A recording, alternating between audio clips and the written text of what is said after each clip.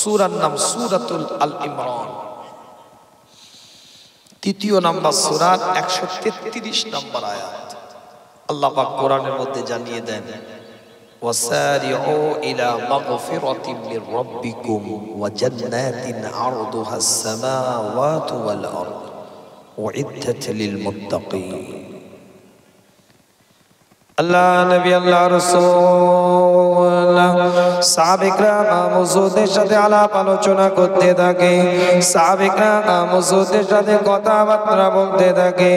আল্লাহ নবী মুহাম্মদুর রাসূলুল্লাহ সাল্লাল্লাহু আলাইহি ওয়াসাল্লামের উপরে এক একটা কোরআনের আয়াতকে আল্লাহ পাক নাযিল করে দিতে থাকে। আমি বলি না, কোরআন জানিয়ে দেয়, পরিষ্কার তার ভাষার মধ্যে দিয়ে কোরআন এলান করে দিচ্ছে, ওয়াসারিউ ইলা মাগফিরাতিম মির রাব্বিকুম।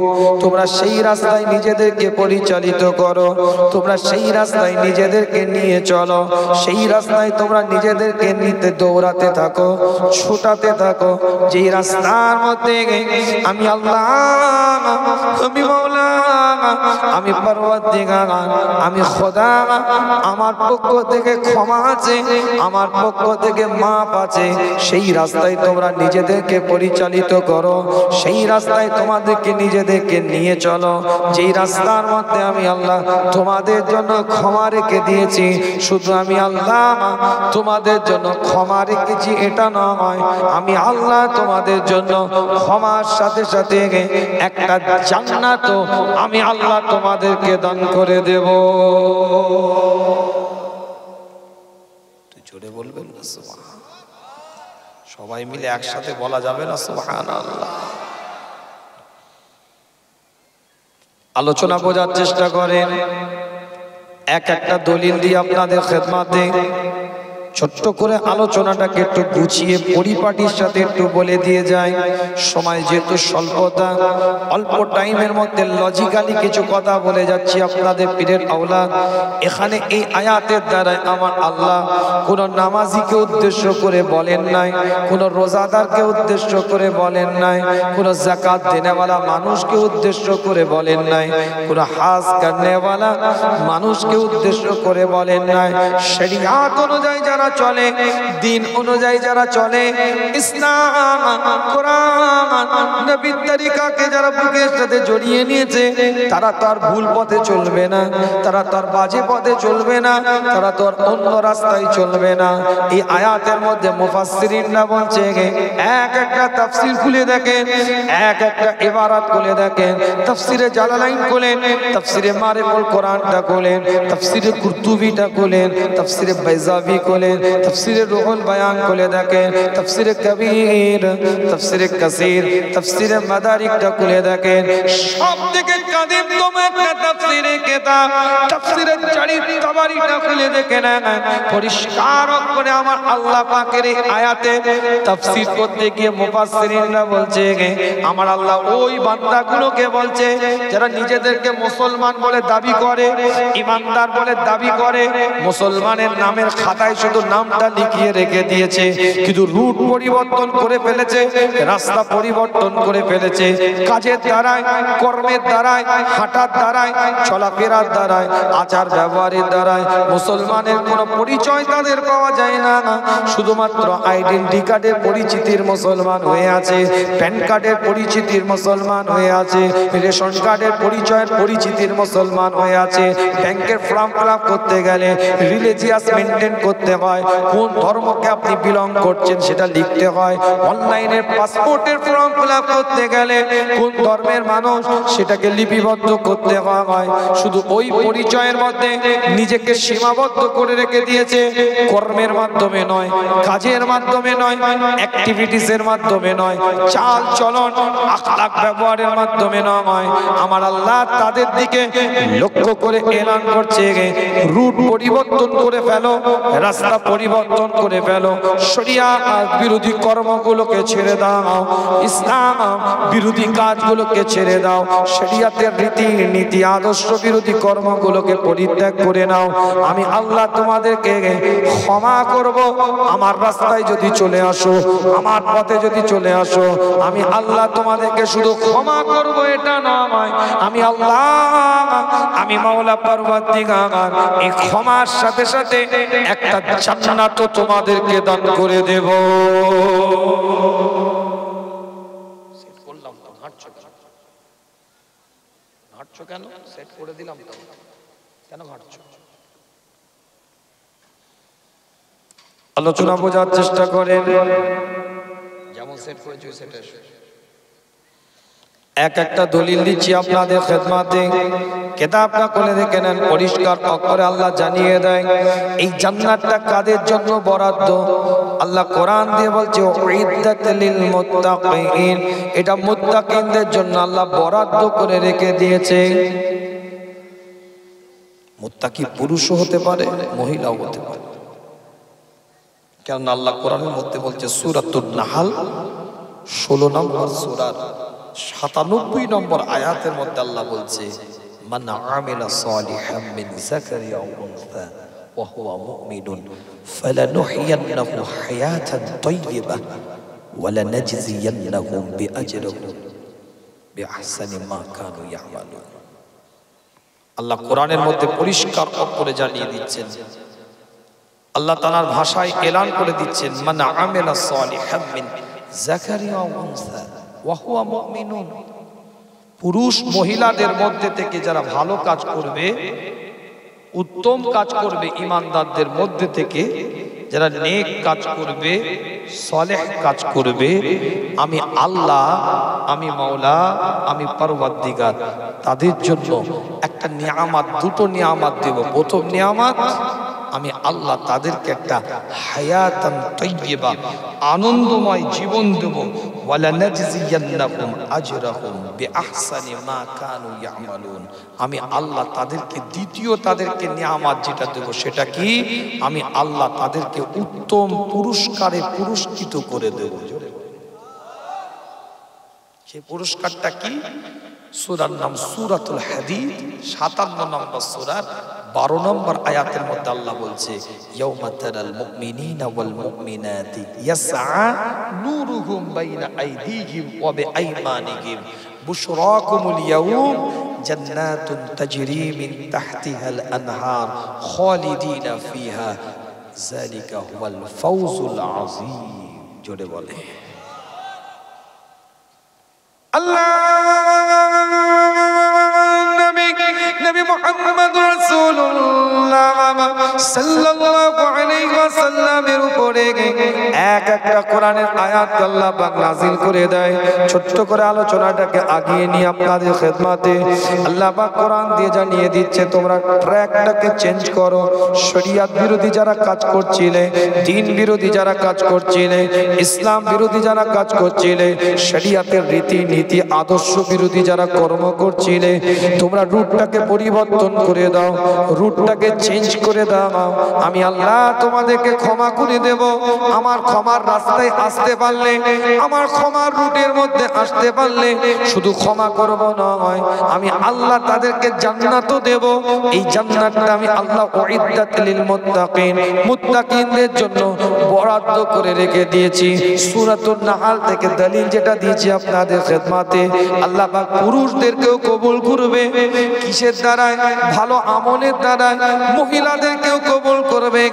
পুরুষ মহিলা ঈমানদারদের মধ্যে থেকে যারা ভালো কাজ করবে, সলেহ কাজ করবে, নেক কাজ করবে, উত্তম কাজ করবে, আমার আল্লাহ কোরআন দিয়ে জানিয়ে দিচ্ছে এই নেক কাজ করার কারণে, এই সলেহ কাজ করার কারণে, এই উত্তম কাজ করার কারণে আমার আল্লাহ তাদেরকে একটা আনন্দময় জীবন দিবে। আর দ্বিতীয় নাম্বার তাদেরকে আমার আল্লাহ উত্তম সাজাটা দিবে। সে আনন্দময় জীবনটা কি সেটাও বলছে কোরআন, আর উত্তম সাজাটা কি সেটাও বলছে কোরআন। সূরাতুল হাদিদের 12 নম্বর আয়াত 57 নম্বর সূরার কিতাবটা খুলে দেখেন। কাল কিয়ামতের ময়দানে, কাল হাসরের ময়দানে तमाम বিশ্বটা যেদিন তাবাহ হয়ে যাবে, तमाम বিশ্বটা যেদিন ধ্বংস হয়ে যাবে, সব চূর্ণ বিচূর্ণ হয়ে যাবে, সেই কঠিন দিনটাতে আমার আল্লাহ জানিয়ে দেয় একটা মুমিন আর একটা মুমিনাতের দল আমি আল্লাহ তৈরি করব। পুরুষ মহিলা থাকবে, মুমিন মুমিনাত ওই জায়গায় দাঁড়িয়ে থাকবে। আমি আল্লাহ, আমি মাওলা, আমি পরওয়ারদিগার বিনিয়াত তাদের জন্য আমি আল্লাহ ইয়াসআ নূরুহুম বাইনা আইদিহিম, দুটো নূর তাদেরকে দেব। একটা নূর তাদের আঙ্গুলে চমকাতে থাকবে, আর একটা নূর তাদের কপালের মধ্যে চমকাতে থাকবে। শুধু দুটো নূর দেব এটা নয়, আমি আল্লাহ তাদেরকে একটা সুসংবাদ দেব। বুশরাকুমুল ইয়াউম, আমি আল্লাহ তাদেরকে সুসংবাদ সেই দিনটাই দেব। জান্নাতুন তাজরি মিন তাহতিহাল আনহার, আমি আল্লাহ তাদেরকে জান্নাতটা দান করে দেব। শুধু তাই নয়, এটা তো আনন্দময় জীবনের কথা আমার আল্লাহ বলছে, এটা তো হায়াতান তাইয়্যিবার কথা আল্লাহ বললেন। তার সাথে সাথে আল্লাহ বলছে যালিকা ওয়াল ফাউজুল আযীম, আর এটাই হয়ে যাবে তার উত্তীর্ণ মূল আসন, সে সাকসেস হয়ে যাবে সেই দিনটাতে। আজ আপনি আমি মনে করি টাকা আছে, বাড়ি আছে, অর্থ আছে, সম্পদ আছে, ব্যাংক ব্যালেন্স আছে, সুন্দরী বউ আছে, আপনি আমি সাকসেস হয়ে গেছি, ব্যাংক অ্যাকাউন্ট হাই হয়ে আছে, আপনি আমি সাকসেস হয়ে গেছি, 3টে ছেলে 3টেই বিয়ে হয়ে গিয়ে সুন্দরভাবে ব্যবসা বাণিজ্য করছে, 4টে জামাই বড় বড় চাকরিজীবী, আপনার সব দিক থেকে আপনি আগিয়ে আছেন, ক্ষমতা আছে, পাওয়ার আছে, আধিপত্য আছে, স্ট্যাটাস আছে, লোকবল আছে। আপনি নিজেকে বলছেন আমি সাকসেস হয়ে গেছি, আমি হুজুর নিজেকে বলছি আমি সাকসেস হয়ে গেছি। পিছন দিক থেকে একটা ক্ষমতা আপনাকে সাপোর্ট করে, একটা থাবা আপনার পিছনে থাকে, কিন্তু ক্ষমতা সাপোর্ট যতই থাকুক, লোকবল, জনবল, অর্থবল যতই আপনার থাকুক না কেন, এটা কিন্তু আপনার সাকসেসের উৎস নয়, এটা কিন্তু আপনার সাকসেসের মানদণ্ড নয়। আল্লাহ কোরআন দিয়ে বলছে সাকসেস তো সেই দিনেই হবে। যালিকা, আল্লাহ কোরআন দিয়ে বলছে ওয়াল ফাউজুল আযীম, সেই দিনে আমি আল্লাহ তাদেরকে উত্তীর্ণ করব, যেদিন তারা জান্নাত পেয়ে যাবে, হাতের মধ্যে নূর চমকাবে, কপালের মধ্যে নূর চমকাবে। আমি আল্লাহ যেদিন তাদেরকে দুটো নূর দান করব, সেদিনেই তারা সাকসেসের মানদণ্ডে পৌঁছে যাবে।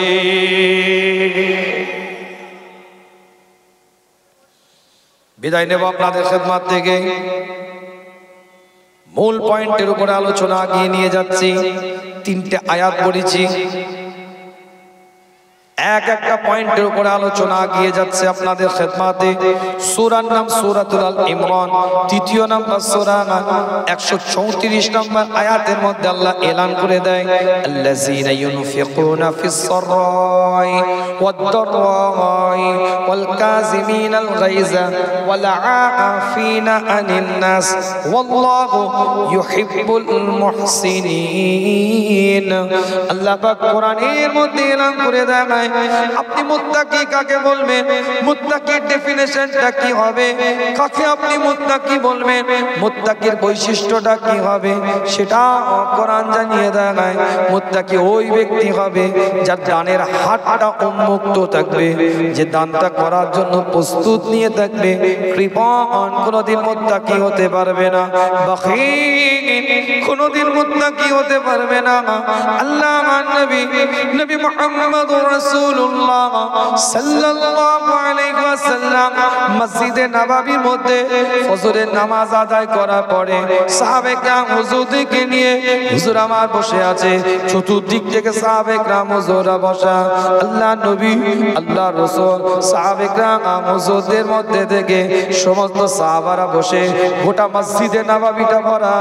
আল্লাহ নবী, আল্লাহ রাসূল প্রশ্ন করলেন করলেন, তোমাদের মধ্যে কেউ কি এমন ব্যক্তি আছো যে আজ আমার এই মজলিসের মধ্যে, আমার মসজিদে নববীর মধ্যে রোজাদার হালাতে বসে আছো?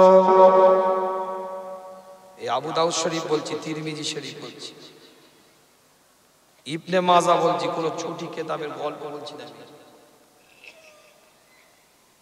চারটা আয়াত বলছি, সূরা আল ইমরানের 133, সূরা নাহালের 97, সূরা হাদীদের 12 নম্বর, সূরা আল ইমরানের আবার 34। মুত্তাকির পরিচয়। গোটা মসজিদের নববীটা ভরা, হুজুর বসে আছে, সাহাবাদেরকে প্রশ্ন করলেন, তোমাদের মধ্যে কি কেউ এমন আছো যে আজ রোজা রেখে এই মজলিসে বসে আছো? কেউ আছে? আল্লাহ নবী মুহাম্মদুর রাসূলুল্লাহ সাল্লাল্লাহু আলাইহি ওয়াসাল্লামের দরবারে সাহাবায়ে কেরাম হুজুর বসা, কোন সাহাবায়ে কেরাম হুজুর কোন কথা বলে না। হযরত আবু বকর সিদ্দিক রাদিয়াল্লাহু তাআলা হুজুরের দিকে লক্ষ্য করে বলে, ইয়া রাসূলুল্লাহ, ইয়া হাবিবাল্লাহ, হুজুর আমি বলতে চাই না, আমি প্রকাশ করতে চাই না, কিন্তু আপনি প্রশ্ন করেছেন, চুপ করেও তো বসে থাকতে পারি না।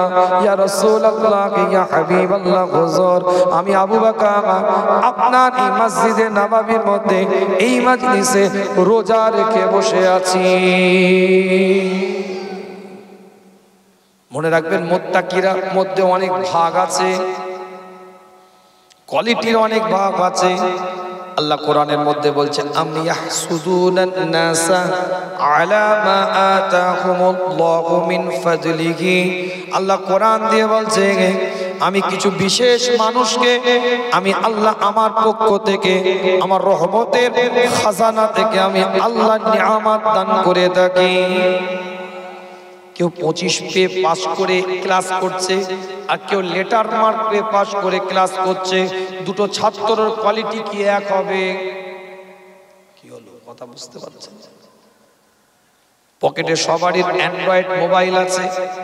এই অ্যান্ড্রয়েড মোবাইল, প্রত্যেকের পকেটে মাল্টিমিডিয়া মোবাইল আছে, কিন্তু প্রত্যেকটা মোবাইলের র্যাম কি এক হবে?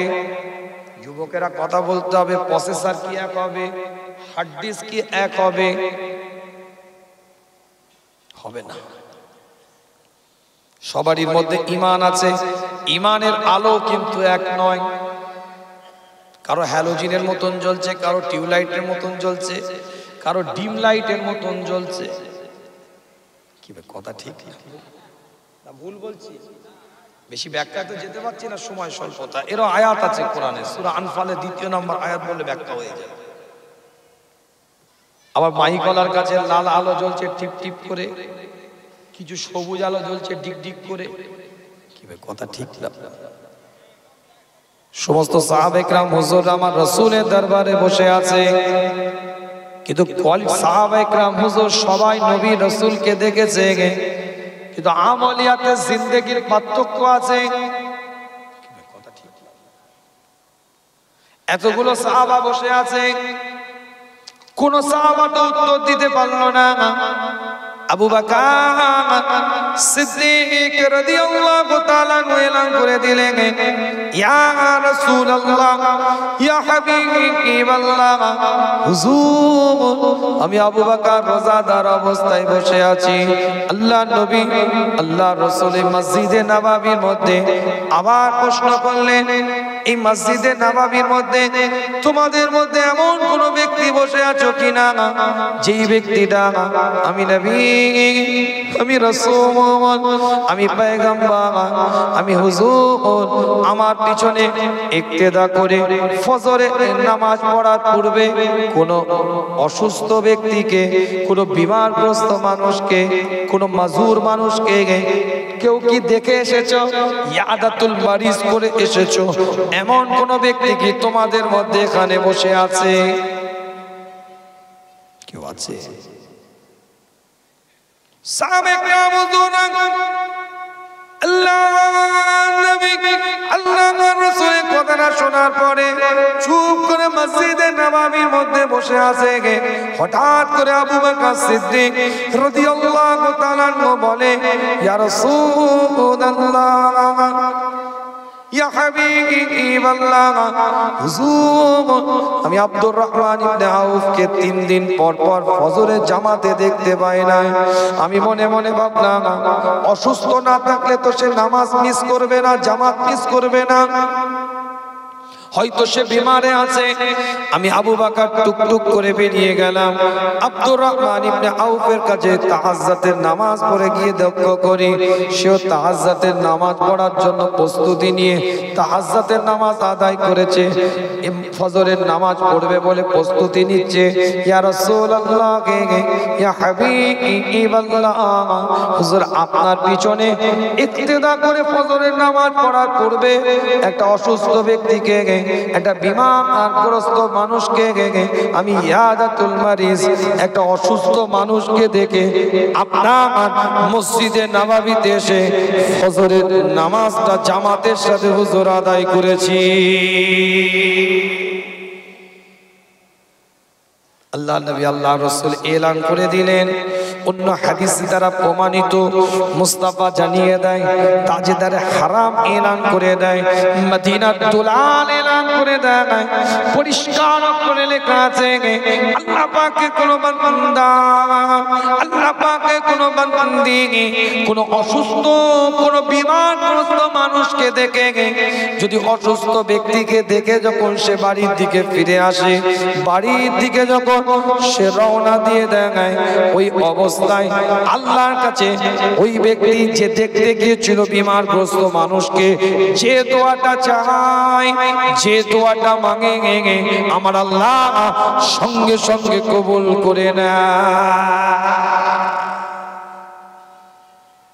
ইসলাম শরিয়াত দ্বীন কত সহজ, কি মনে করেছে? আল্লাহ নবী মুহাম্মদ রাসূলুল্লাহ সাল্লাল্লাহু আলাইহি ওয়াসাল্লাম মসজিদে নববীর মধ্যে হুজুর বসে আছে। কোন মসজিদে নববী? যে মসজিদে নববীর মধ্যে এক রাকাত নামাজ আদায় করলে 50,000 রাকাতের সওয়াব পাওয়া যায়, সেই মসজিদে নববীর মধ্যে আমার রাসূল বসে আছে, তাজেদারে হারাম বসে আছে, মদিনার দুলাল বসে আছে, ইমামুল মুরসালিন বসে আছেন, ইমামুল হুদা বসে আছেন, ইমামুল কিবলাতাইন বসে আছে। হুজুর আমার এলান করে দিলেন, মসজিদে নববীর ভিতর থেকে আওয়াজ দিয়ে বলে দিলেন, আল্লাহ পাকের কোন বান্দা, আমি নবী, আমি রাসূল, আমি মুস্তাফা, আমার সাথে যদি মসজিদে নববীর মধ্যে 1 মাস ইতিকাফ করে, 1 মাস যদি ইতিকাফ করে এই মসজিদে নববীর মধ্যে, আমি নবী আমার সাথে যদি ইতিকাফ করে 1 মাস ধরে, আল্লাহ পাক যে সওয়াবটা দিবে, আল্লাহ পাক যে মর্যাদা দিবে, আল্লাহ পাক যে মার্তবা দিবে, তার থেকেও বেশি সওয়াব দান করবে, তার থেকেও বেশি মর্যাদা দান করবে। অপরের উপকার করার জন্য, অসহায়ের পাশে দাঁড়াবার জন্য, বিমারগ্রস্ত মানুষকে সহযোগিতা করার জন্য, কোনো একটা বিপদগ্রস্ত মানুষকে পাশে গিয়ে দাঁড়াবার জন্য যদি কেউ একটা কদমকে আগিয়ে দেয়, একটা পাকে আগিয়ে দেয়, 1 মাস মসজিদে নববীর মধ্যে ইতিকাফের থেকেও আমার আল্লাহ ওই কদম বাড়ালে বেশি সওয়াব আমার আল্লাহ দান করে দিবে। কি মনে করছেন আপনি? অপরের উপকার করা কি ছোটখাটো ইবাদত মনে করছেন? অসহায়ের পাশে দাঁড়ানো কি ছোটখাটো ইবাদত মনে করছেন নাকি? আপনি তাহাজ্জুদের নামাজ পড়ে বসে আছেন, পাশের বাড়িটা অসুস্থ, দৌড় চাপড়ে করে যাবে, কবরে ঢুকো, থেঁতো করে ফেলবে, তোমার তাহাজ্জুদ কবুল হবে না। মাগরিবের নামাজ পড়ে আপনি পাক্কা মুসল্লি, মাথা হ্যাট করে ঘরে ঢুকে চা খেচ্ছে, এই তো নামাজ পড়ে এলাম, কে যাবে, কার কি হয়েছে ছাড়তো, কথা কিছু বুঝতে পারছেন না? বিরাট বড় নামাজি উনি, কার্য করা মুখের ভাষা ঠিক নেই, কথা কিছু বুঝতে পারছে? এটা ছোটখাটো ইবাদত নয়। নবী মুহাম্মদুর রাসূলুল্লাহ সাল্লাল্লাহু আলাইহি ওয়াসাল্লামের খলিফা খলিফাতুল মুসলিমিন, আমিরুল মুমিনিন, গোটা পৃথিবীর অর্ধাংশ পরিচালনা করে। গোস্তের দোকানে পিছনে গিয়ে দাঁড়িয়ে আছেন, দোকানদার তো থরথর করে কাঁপছে। আমিরুল মুমিনিন কি বলবে, খলিফাতুল মুসলিমিন কি বলবে, কেন তিনি দাঁড়িয়ে আছেন? হঠাৎ করে হযরত ওমর ইবনে খাত্তাব রাদিয়াল্লাহু তাআলা আনহু বলে, তুমি তোমার ব্যবসায় বেচা কেনা করো, আমি তোমার জন্য আসি নাই, তোমার একজন খরিদ্দারের জন্য আমি এসেছি। ওই খরিদ্দার যেই দোকানের সামনে এসে দাঁড়িয়েছে, আমিরুল মুমিনিন, খলিফাতুল মুসলিমিন, গোটা পৃথিবীর অর্ধাংশ পরিচালনা করে, হাতটা ধরে পিছন দিকে নিয়ে এসে বলে, তুই দুদিন পর পর কেন গোস্তের দোকানে এসে গোস্ত কিনতে এসেছিস বল?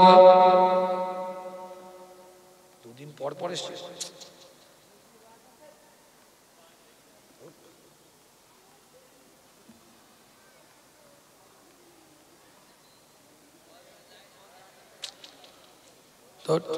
নিয়ম আছে একটা জিনিস। যাই হোক, বিদায় নেব, ছোট্ট করে কথাটা বলে। আমিরুল মুমিনিন যে হাতটা ধরেছে, খরিদ্দারের হাত পা সব কাঁপতে থাকে।